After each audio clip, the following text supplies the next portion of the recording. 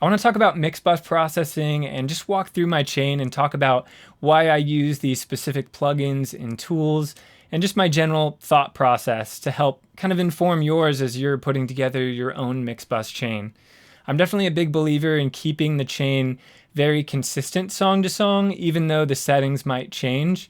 I like to have that sort of continuity and working with familiar tools in familiar ways. So let's go ahead and jump in here. So the first plugin that I have in my chain is an analog EQ, and recently I've been using the Pultec for this, but I've used other ones as well.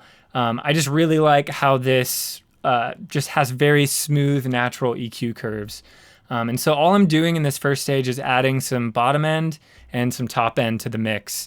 And this is just starting to move the mix in a more polished direction. It gives it a good starting place. I'm using very subtle settings here, and sometimes they change. Like later in the mix, I might decide, oh, I don't like that much high end air. I'm just gonna pull that back.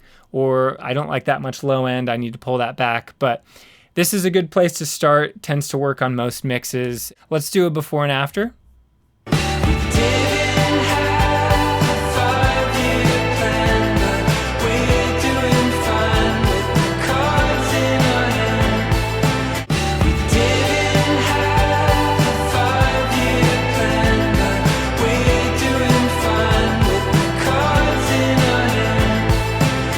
The next thing I have in my chain is my bus compressor and a pair of preamps. And so this is an I/O plugin because I'm running these through hardware.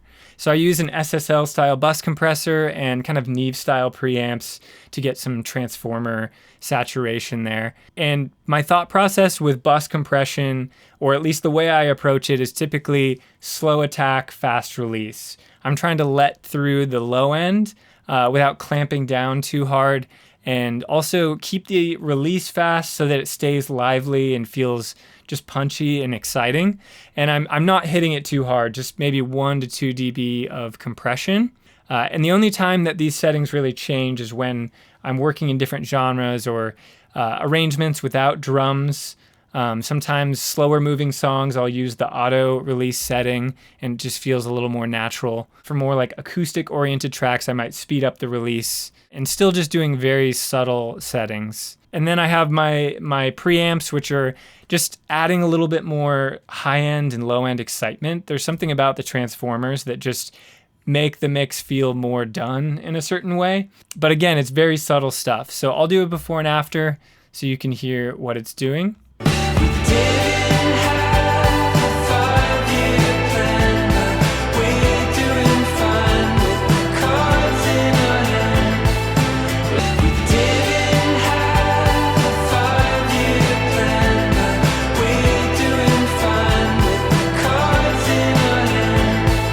And then I have some tape. And so I like this one because it's a really subtle tape plugin. Some of them out there have like huge low end boosts to them or just a weird built-in EQ curve.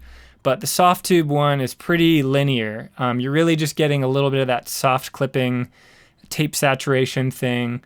And I use 30 IPS because it gives you a little bit more of an airy sound. And this is helping on the headroom of my mix, so my peak levels aren't so high, which is going to help with loudness. But yeah, my general process is to keep things subtle because I don't want the whole mix to fall apart when I bypass these plugins. I like to keep the mix bus fairly minimal as much as I can. Just adding little, 1% here and there to bring things together and make them feel cohesive. So here's a before without the tape.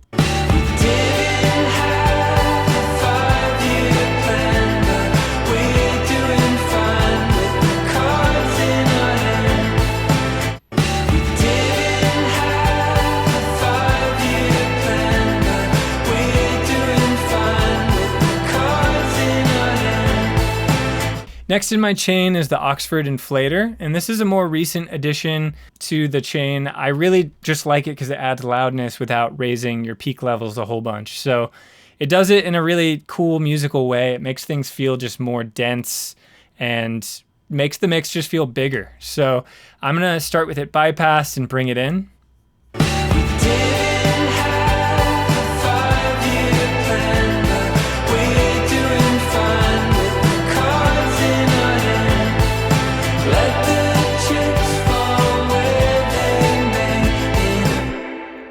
And then the last thing in my chain is just a limiter. So I'm a big believer in mixing through a limiter. I'm not hitting it super hard, but I do feel like it tells you important things about your mix.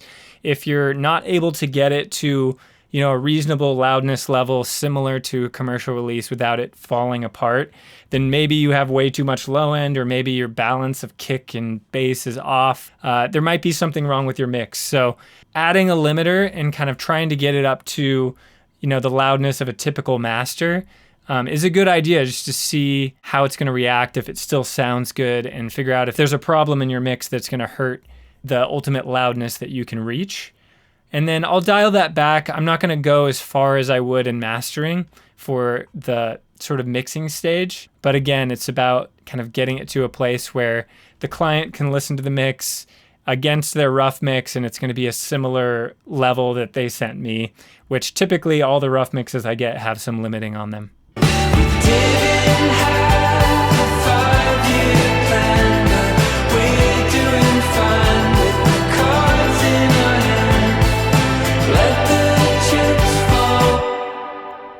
And so that's it. That's my mix bus processing chain. Sometimes on certain mixes, I'll add an additional EQ. And usually that's before the compressor, just because I tend to like to do EQ before compression on the mix bus. I want to be like compressing, a very finished sounding mix is how I think about it. But in my opinion, there's nothing wrong with doing EQ after as well. But usually I'll add this and do a little bit of a cut in the mid-range. If I feel like it's getting a little boxy or nasally sounding or just congested in a certain area, I find that doing like a 1 dB cut around 1200 hertz, or sometimes closer to 600 or 700, can really open up the mix in a nice way when you have a lot of mid-range heavy instruments.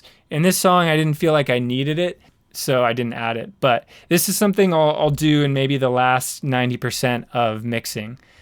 The rest of this stuff is added pretty early on in the process, and I'm mixing into it. Basically, as soon as I have a good working mix of levels and panning relationships, I'll turn on the bus compression, the EQ, the tape, all that stuff, and mix through that. Let's do a final before and after of without any mix bus processing and with. I'm going to go ahead and leave the limiter on because the volume jump is going to be way too much otherwise.